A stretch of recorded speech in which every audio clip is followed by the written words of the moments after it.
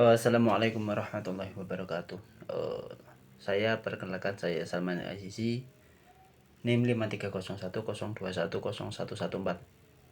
Di sini saya akan menerangkan tentang bagaimana pemikiran Kuntowijoyo.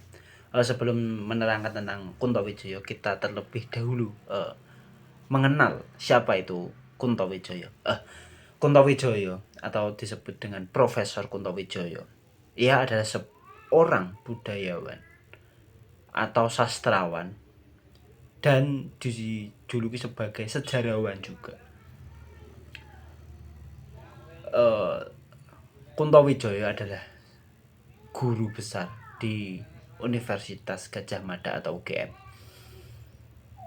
Ia juga bisa disebut juga sebagai pengarang berbagai judul novel, cerpen, dan penulis serta pemikiran-pemikiran tentang kesejarawan. Lah, minat minat belajar sejarawan Kuntowijoyo ini berasal dari seorang guru ia di ibtidaiyah atau di SD lah dikatakan. Dia sangat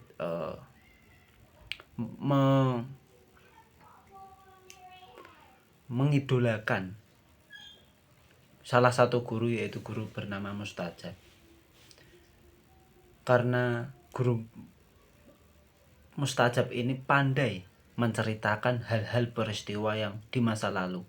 Nah, Kuntowijoyo ini menyaringnya seakan-akan Kuntowijoyo berada di masa lalu. Jadi Mustajab ini menceritakan bagaimana kronologi di masa lalu. Kemudian Kuntowijoyo mampu menangkap atau berada di situasi tersebut. Itu awal mula Kuntowijoyo menyukai sejarah. Kemudian Kuntowijoyo ini diakui sebagai penulis yang banyak karyanya lah cukup di Indonesia. Nah, kemudian ini masuk ke pemikiran. Sekarang sudah perkenalan Kuntowijoyo, sekarang masuk ke pemikiran. Nah, pemikiran Kuntowijoyo tentang fungsi ilmu sejarah. Ilmu sejarah menurut Kuntowijoyo itu sangat simpel, yaitu tentang perubahan. Bagi Kuntowijoyo, ada beberapa guna atau fungsi secara ekstrinsik, yaitu sejarah sebagai pendidikan moral, kemudian sejarah sebagai penalaran, kemudian sejarah bisa juga menjadi politik, kemudian ilmu sejarah juga bisa menjadi kebijakan. Kemudian fungsi ilmu sejarah itu bisa perubahan masa depan, dan juga yang sangat saya kagumi dari Kuntowijoyo, fungsi sejarah sebagai keindahan. Kemudian dengan demikian ia akan melihat dari segala sisi fungsi atau ilmu sejarah. Sejarah sebagai pendidikan politik, misalnya pada zaman Orde Lama dikenal adanya indoktrinisasi atau doktrin lah. Itu dilakukan oleh organisasi tertentu. Tentunya mungkin saya kira organisasi yang memiliki kekuatan penuh lah di Indonesia. Nah, ini mendoktrin di sekolah-sekolah pada zaman Orde Lama. Tujuan dari pendidikan politik ialah dukungan atas politik kekuasaan dengan mendorong perubahan-perubahan revolusioner yang menyingkirkan kaum kontroversial. Jadi ketika ada seseorang berpikir yang menyelewang, pasti akan disikat habis di dalam Orde Lama ini. Nah, kemudian ketiga, sejarah sebagai pendidikan perubahan ini harus dimiliki oleh politisi. Nah, Kuntowijoyo itu berpendapat adalah sejarah sebagai ilmu pendidikan yang didasari oleh orang politisi-politisi. Dalam dunia yang semakin sempit ini menurut Kuntowijoyo, salah satu tidak ada yang terlebih cepat dari perubahan. Jadi Kuntowijoyo itu membayangkan seorang itu hidup sampai mati itu lebih lama daripada perubahan. Nah, menurut Kuntowijoyo perubahan itu sangat cepat.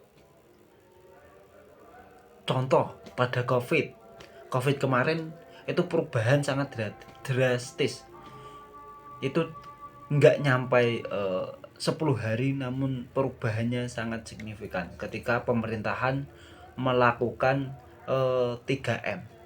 Ya, mungkin orang yang sadar waktu itu akan tahu betul betapa perubahannya sangat cepat. Kemudian sejarawan ini yang pertama kan ilmu sejarah, kemudian ini sejarawan. Nah, sejarawan menurut Kuntowijoyo selain mereka yang mendidik sebagai sejarah, juga dapat dari disiplin dari masyarakat juga. Oleh karena itu ada 3 golongan. Nah, ini yang sangat penting, 3 golongan menurut Kuntowijoyo. Sejarawan itu ada 3 golongan. Yang pertama yaitu sejarawan profesional. Sejarawan profesional yaitu dia mampu menyaring segala suatu peristiwa dari masa lalu walaupun tanpa ada rasa keterkaitan. Maksudnya gini, Kuntowijoyo dia berpendapat seorang yang profesional. Profesional di sini dikatakan orang yang tidak berat ke kanan ataupun berat ke kiri, gitulah. Kemudian sejarawan itu harus disiplin, dan ya sejarawan harus disiplin dari segala aspek lah. Kemudian 3, menurut Kuntowijoyo sejarawan dari masyarakat. Nah, sejarawan dari masyarakat itu seperti halnya tombak sebuah penulisan sejarah. Nah, gitu. Kemudian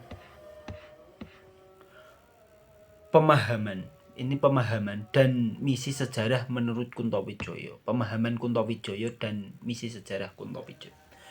Kuntowijoyo ini memperkenalkan sejarah sebagai kritik sosial, di samping sejarah sebagai sistem atau transportasi dalam historiografi lah di Indonesia baru yang dibayangkan. Kuntowijoyo tidak pernah takut pada pengaruh elemen keagamaan dalam proses pembangunan konsepsi pemikiran sejarah.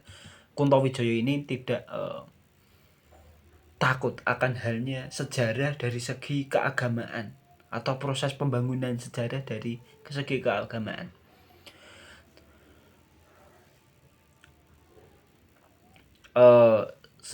Dalam Kuntowijoyo juga menyebutkan berdasarkan konsep keagamaan, historiografi melalui keagamaan. Sejarah menurut Kuntowijoyo dapat dikategorikan sebagai ilmu nafsihah atau ilmu humaniora yang berkenaan dengan sebuah makna atau arti. Maka yang dimaksud adalah bahwa sejarawan yang dibentuk tidak hanya menjelaskan perubahan sosial, tetapi juga petunjuk arah kemana transformasi yang dilakukan. Jadi menurutnya sejarah bisa sedikit meminimalisir sesuatu atau peristiwa yang masa lalu sudah terjadi akan di masa depan. Jadi ada bekal lah untuk proses menuju ke masa depan. Nah, itu tadi yang bisa saya sampaikan. Nah, yang perlu kita garis bawahi bahwa Kuntowijoyo adalah guru besar di Indonesia maupun tidak hanya di UGM di Indonesia, dengan pemikiran-pemikiran sejarahnya yang melalui tadi sudah dibahas melalui nilai guna sejarah atau fungsi sejarah, kemudian ilmu sejarah menurut Kuntowijoyo gimana, kemudian yang kelima yaitu pemahaman dan apa sih misi utama ilmu sejarah. Nah, Kuntowijoyo sudah menyampaikan. Bila ada kesalahan saya mohon maaf yang sebesar-besarnya. Assalamualaikum warahmatullahi wabarakatuh.